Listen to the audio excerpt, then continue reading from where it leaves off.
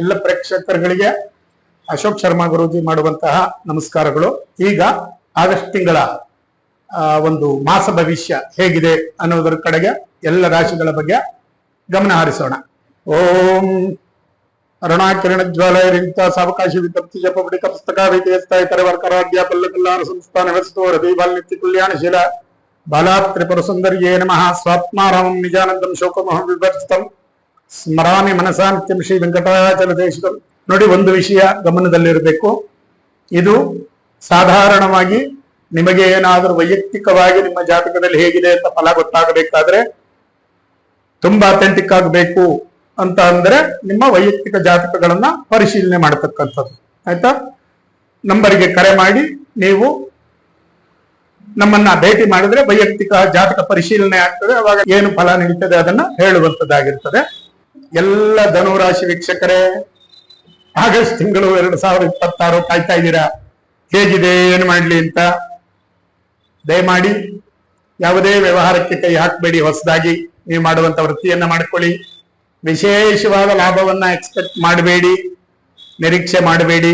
ಕಷ್ಟ ಆಗುತ್ತೆ. ಯಾಕೆಂತ ಹೇಳಿದ್ರೆ ಗುರುವೂ ಇಲ್ಲ, ಶನಿಯೂ ಇಲ್ಲ. ಆಯ್ತಾ? ನೋಡಿ, ಅಷ್ಟಮದಲ್ಲಿ ಗುರು, 8ನೇ ಮನೆಯಲ್ಲಿ ಗುರುಗಳು, 4ನೇ ಮನೆಯಲ್ಲಿ ಶನಿ ಮಹಾತ್ಮ. ಹೇಗಿದೆ? ಬಾಂಡ್ಲಿಯಿಂದ ತೆಗೆದು ಬೆಂಕಿಗೆ ಹಾಕಿದ್ರು ಅನ್ನೋ ಕಂಡೀಷನ್ ಆಗಿದೆ ಇವಾಗ. ಮನೆಯಲ್ಲಿ ಯಾರನ್ನ ನೋಡಿದ್ರು ಉರಿದು ಬೀಳುವಂಥದ್ದು, ರಣಕೋಪ ಇರ್ತದೆ, ತಡ್ಕೊಳಕ್ ಆಗೋದಿಲ್ಲ, ಆಡೋಂಗಿಲ್ಲ, ಅನುಭವಿಸೋಂಗಿಲ್ಲ ಅನ್ನೋ ಪರಿಸ್ಥಿತಿ. ಬೇಡ, ಕೋಪವನ್ನ ಕಡಿಮೆ ಮಾಡ್ಕೊಳ್ಳಿ. ಧನುರಾಶಿಯವರು ಸಾಧ್ಯವಾದಷ್ಟು ನಿಮ್ಮ ಸ್ವಂತ ಬುದ್ಧಿಯನ್ನ ಕೈಯಲ್ಲಿ ಇಟ್ಕೊಳ್ಳಿ. ಬೇರೆಯವರು ಯಾರೋ ಏನೋ ಹೇಳಿದ್ರು ಅಂತ ಕೇಳೋದು ಬೇಡ, ತೀರ್ಮಾನಗಳನ್ನು ತಗೊಳ್ಳೋದು ಬೇಡ. ಯಾಕೆ ಅಂತ ಹೇಳಿದ್ರೆ ಪರಿಸ್ಥಿತಿ ಕಷ್ಟವಾಗಿದೆ. ಆಯ್ತಾ? ಅಷ್ಟಮ ಗುರು, ಅರ್ಧಾಷ್ಟಮ ಶನಿ. ಯೋಚನೆ ಮಾಡಿ, 8ನೇ ಮನೆಯಲ್ಲಿ ಗುರು, 4ನೇ ಮನೆಯಲ್ಲಿ ಶನಿ ಮಹಾತ್ಮ. ಇಬ್ಬರು ಎದ್ದು ಬಿಟ್ರೆ 4ನೇ ಮನೆ ಶನಿ ಮಹಾತ್ಮ ಏನ್ ಮಾಡ್ತಾನೆ? ತಾಯಿಗೆ ಸೌಖ್ಯ ಕಡಿಮೆ ಆಗ್ತದೆ.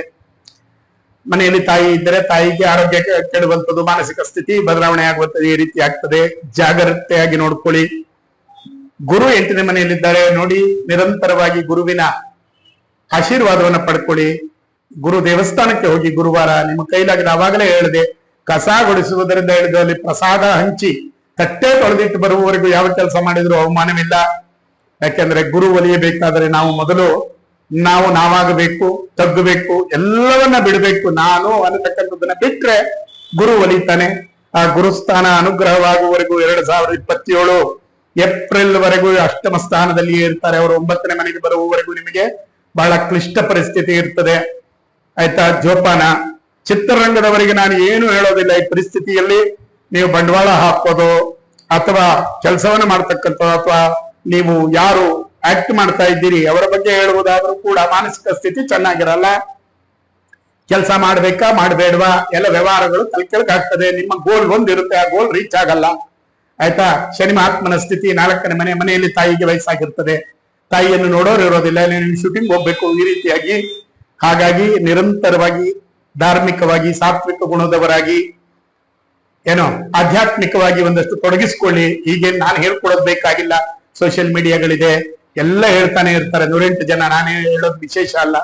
ಸಾಧ್ಯವಾದಷ್ಟು ಬೆಳಗ್ಗೆ ಸಂಜೆ ಒಂದು 10 ರಿಂದ 15 ನಿಮಿಷ ಒಂದು ಪ್ರೇಯರ್ ಮಾಡಿ, ಮೆಡಿಟೇಷನ್, ಧ್ಯಾನ, ಆಯ್ತಾ, ಜಪಗಳು. ನಿಮಗೆ ಬೇಕಾದಂತ ಕೊನೆಗೆ ಏನೂ ಗೊತ್ತಾಗಲಿಲ್ಲವಾ, ಓಂ ನಮಃ ಶಿವಾಯ ಅಂತಕ್ಕಂಥ ಶಿವಪಂಚಾಕ್ಷರಿ ಮಂತ್ರಕ್ಕಿನ್ನ ಬೇರೆ ಇನ್ನೊಂದು ಮಂತ್ರ ಇಲ್ಲ ಪ್ರಪಂಚದಲ್ಲಿ. ಏನನ್ನ ಬೇಕಾದ್ರೂ ಸಾಧನೆ ಮಾಡಬಹುದು. ಅದನ್ನ ಮಾಡಿಕೊಳ್ಳಿ, ಅನುಕೂಲ ಆಗ್ತದೆ. ಇನ್ನು ರಾಜಕೀಯದವರಿಗೆ ನಾನು ಏನನ್ನು ಹೇಳೋದಿಲ್ಲ. ರಾಜಕೀಯದವರಿಗೆ ಯಾಕೆ ಅಂದ್ರೆ ಅಷ್ಟಮ ಗುರು ಅರ್ಧಾಷ್ಟಮ ಶನಿ ಇರುವಾಗ ಏನಾಗ್ತದೆ, ಅಲ್ಲಿ ಸೀಟ್ ಸಿಕ್ಕಿದ್ರು ಕೂಡ ಅಲ್ಲಿ ಉಳಿಸ್ಕೊಳಕ್ಕಾಗಲ್ಲ, ಕುತ್ಕೊಳಕ್ಕಾಗಲ್ಲ, ಕೆಲಸ ಮಾಡಕ್ಕಾಗಲ್ಲ.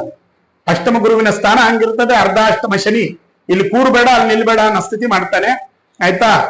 ಆ ಸ್ಥಿತಿ ಇರುವುದರಿಂದ ದಯಮಾಡಿ ರಾಜಕೀಯದವರು ನಿಮ್ಮ ಸ್ಥಿರತೆಯನ್ನ ಕಾಪಾಡಿಕೊಳ್ಳಿ. ಬಿಟ್ಟು ಹೋಗುವುದು ಬೇಡ, ಹೊಸದಾಗಿ ಹುಡುಕುವುದು ಬೇಡ. ಆಯ್ತಾ? ಏನೇ ವ್ಯವಹಾರ ಇರಲಿ ಜಾಗರೂಕತೆಯಿಂದ. ಆಯ್ತಾ? ಯಾರು ಅಪರಿಚಿತರನ್ನ ಮೈಗೆ ಹಚ್ಕೋಬೇಡಿ ಈ ಸಮಯದಲ್ಲಿ. ಯಾಕೆ ಅಂತ ಹೇಳಿದ್ರೆ ಯಾರು ಒಳ್ಳೆಯವರು ಅಂತ ಹೋಗ್ತೀರಿ ಅವರಿಂದಲೇ ಅಪಾಯ ಕಾಯ್ದಿರುತ್ತೆ. ಹುಷಾರು. ಇನ್ನು ರೈತಾಪಿ ವರ್ಗದವರಿಗೆ ನಾನು ಏನು ಹೇಳಿ ಈ ಸ್ಥಿತಿಯಲ್ಲಿ? ಆಯ್ತಾ, ನಾನು ಅವಾಗಲೇ ಹೇಳ್ದಂಗೆ ಹರಿಮುನಿದರೆ ಹರ ಕಾಯುವ ಗುರು ಒಬ್ಬರು ಇದ್ರೆ ಯಾರಾದ್ರೂ ಒಬ್ರು ಗುರು, ಅವ ಯಾವ ಗುರುವನಾದ್ರೂ ಆಗಲಿ, ಅದಕ್ಕೆ ಜಾತಿ ಕುಲ ಮತಭೇದಗಳಿಲ್ಲ. ಆ ಗುರುವಿನ ಅನುಗ್ರಹವನ್ನ ಪಡ್ಕೊಳ್ಳಿ, ಗುರುವಿನ ಜೊತೆಯಲ್ಲಿ ಏರಿ ಒಳ್ಳೆಯ ಗುಣಗಳನ್ನ ರೂಢಿಸಿಕೊಳ್ಳಿ, ನಿರಂತರವಾಗಿ ಆ ಗುರುವಿನ ಒಂದು ನಾಮಸ್ಮರಣೆಯಲ್ಲಿ ತೊಡಗಿ, ಖಂಡಿತವಾಗಿ ಮುಂದೆ ಅನುಕೂಲ ಆಗ್ತದೆ. ಅರ್ಧಾಷ್ಟಮ ಶನಿ ಇದ್ದಾರೆ, ಮನೆಯಲ್ಲಿ ವಯಸ್ಸಾದ ತಾಯಿ ತಂದೆಗಳಿದ್ದರೆ ಸ್ವಲ್ಪ ಅವರನ್ನ ಗಮನಿಸಿಕೊಳ್ಳಿ. ತಾಯಿಯ ಆರೋಗ್ಯ ಸ್ವಲ್ಪ ಕೆಳಮುಖವಾಗುವಂಥದ್ದು, ಕೈ ಕೊಡುವಂತ ಸ್ಥಿತಿ ಆದ್ರೆ ಬಹಳ ಕಷ್ಟ ಆಗ್ತದೆ. ಆಯ್ತು, ಎಲ್ಲರೂ ಆರ್ಥಿಕವಾಗಿ ಒಂದೇ ಸಮವಾಗಿರೋದಿಲ್ಲ, ಪರಿಸ್ಥಿತಿ ಸಂದರ್ಭಗಳು ಪರೀಕ್ಷೆಯನ್ನ ಮಾಡಬಹುದು. ಹಾಗಾಗಿ ಚೆನ್ನಾಗಿ ನೋಡ್ಕೊಳ್ಳಿ ತಂದೆ ತಾಯಿಯರನ್ನ. ನಿಮ್ಮ ಒಂದು ವೃತ್ತಿಯ ಕಡೆಗೆ ವಿಶೇಷವಾದ ಗಮನವನ್ನು ಕೊಡಿ. ಭಗವಂತನ ಅನುಗ್ರಹ ಇರಲಿ, ನೀವೆಲ್ಲರೂ ಚೆನ್ನಾಗಿ ಇರಿ ಅಂತ ಹೇಳಿ ಪ್ರಾರ್ಥನೆಯನ್ನು ಮಾಡ್ತೇನೆ. ಇನ್ನು ನಮ್ಮ ವಿದ್ಯಾರ್ಥಿ ಮಿತ್ರರಿಗೆ ಎಲ್ಲರಿಗೂ ಹೇಳ್ತೇನೆ, ದಯಮಾಡಿ ವಿದ್ಯಾಭ್ಯಾಸ ಮಾಡ್ತಾ ಇರ್ತಕ್ಕಂಥವರು ಎಲ್ಲ ನಿಮ್ಮ ಹೊರಗಿನ ಚಟುವಟಿಕೆಗಳನ್ನ ಬಿಟ್ಬಿಡಿ. ಆಯ್ತಾ, ಬೇರೆ ಏನೋ ಮಾಡಕ್ ಹೋಗೋದು, ಎಲ್ಲ ಯಾರನ್ನೋ ಭೇಟಿ ಆಗೋದು, ಏನೋ ಹೇಳ್ತೀನಿ ಏನೋ ಮಾಡ್ತೀನಿ, ಮೂರ್ಖ ಸಂಪಾದನೆ ಮಾಡ್ತೀನಿ ಅಂತ ಹೋಗಿ ಇರೋದನ್ನು ಕಳ್ಕೊಂಡು ಬರುವಂತ ಸ್ಥಿತಿ ಮಾಡ್ಕೊಳ್ಳೋದು ಬೇಡ. ಅಷ್ಟಮ ಗುರು 8ನೇ ಮನೆಯಲ್ಲಿ ನಷ್ಟವನ್ನ ಮಾಡ್ತಾರೆ, ಬೇಡ. ಆಯ್ತಾ, 4ನೇ ಮನೆಯ ಶನಿ ಕೂರ್ಲಿಕ್ಕೆ ಬಿಡೋದಿಲ್ಲ, ವಿದ್ಯಾಭ್ಯಾಸ ಮಾಡ್ಲಿಕ್ಕೆ ಬಿಡೋದಿಲ್ಲ, ಬೇಡದೇ ಇರೋ ಕೆಟ್ಟ ಯೋಚನೆಗಳು, ಆಯ್ತಾ, ನಕಾರಾತ್ಮಕ ಶಕ್ತಿಗಳು ಮೈಗೂಡ್ಕೊಳ್ತವೆ. ವಿಪರೀತವಾದಂತ ಆಲಸ್ಯ, ಲೆಸಿನೆಸ್, ನಿದ್ರೆ, ಮಲಗೋದು ಬೆಳಗ್ಗೆ 8 ಅಲ್ಲ 9 ಆದ್ರೂ, ರಾತ್ರಿ 2 ಗಂಟೆ ಆದ್ರೂ ಫೋನ್ ಜೊತೆ ಇರೋದು, ಬೆಳಗ್ಗೆ 9 ಆದ್ರೂ ಹಾಸಿಗೆ ಮೇಲೆ ಇರೋದು, ಈ ತರ ಆಗ್ತದೆ. ದಯಮಾಡಿ ನಿಮ್ಮನ್ನ ನೀವು ಒಂದು ಉನ್ನತವಾದಂತ ಸ್ಥಾನಕ್ಕೆ ಕರ್ಕೊಂಡು ಹೋಗ್ಲಿಕ್ಕೆ ನಿಮ್ಮ ಮನಸ್ಸಿಗೆ ನೀವೇ ಬಲವನ್ನ ಕೊಡಬೇಕು. ನೋಡಿ, ಮನೋಕಾರಕ ಚಂದ್ರ, ಬ್ರೈನ್ ಮಾಸ್ಟರ್ ಅಂದ್ರೆ ಮೆದುಳಿಗೆ ಅಧಿಪತಿ ಯಾರು ಅಂದ್ರೆ ಕೇತು. ನಾವು ಹೇಗಿರ್ತೀವಿ, ಮನೋಕಾರಕ ಚಂದ್ರ ನಮ್ಮನ್ನ ಹೇಗೆ ನಡೆಸ್ತಾನೆ ಹಾಗೆಯೇ ಬ್ರೈನ್ ಕೆಲಸ ಮಾಡುವಂಥದ್ದು. ಜೋಪಾನ. ವಿದ್ಯಾರ್ಥಿಗಳು ನಿಮ್ಮ ಸ್ಥಾನವನ್ನು ಕಾಯ್ಕೊಳ್ಳಿ, ಒಳ್ಳೆ ರೀತಿಯಲ್ಲಿ ಆ ಭಗವಂತ ನಿಮ್ಗೆ ಆಶೀರ್ವಾದ ಮಾಡಲಿ, ನಿಮ್ಮ ವಿದ್ಯಾಭ್ಯಾಸ ಮುಂದುವರಿಲಿ ಅಂತ ಹೇಳಿ ಪ್ರಾರ್ಥನೆ ಮಾಡ್ಕೊಡ್ತೀನಿ. ಇಲ್ಲಿಗೆ 2026 ಆಗಸ್ಟ್ ತಿಂಗಳ ಧನು ರಾಶಿಯ ಭವಿಷ್ಯ. ವಿಶೇಷವಾದಂತ ಒಂದು ಸೂಚನೆ ಏನಪ್ಪಾ ಅಂದ್ರೆ, ಯಾರು ಯಾವ ರುದ್ರಾಕ್ಷಿಯನ್ನ ಧಾರಣೆ ಮಾಡಬೇಕು, ನಿಮ್ಮ ರಾಶಿ ನಕ್ಷತ್ರಗಳಿಗೆ ಅನುಗುಣವಾಗಿ ಯಾವ ರಾಶಿಯವರಿಗೆ ಯಾವ ರುದ್ರಾಕ್ಷಿಯನ್ನ ಹಾಕಿದರೆ ಅಭಿವೃದ್ಧಿ ಆಗ್ತದೆ, ಅನುಕೂಲ ಆಗ್ತದೆ. ಇದು ನಿಮಗೆ ಬೇಕು ಅಂದ್ರೆ ನನ್ನಲ್ಲಿ ಎಲ್ಲ ರೀತಿಯಾದಂತಹ ರುದ್ರಾಕ್ಷಿಗಳು ಸಿಗ್ತದೆ.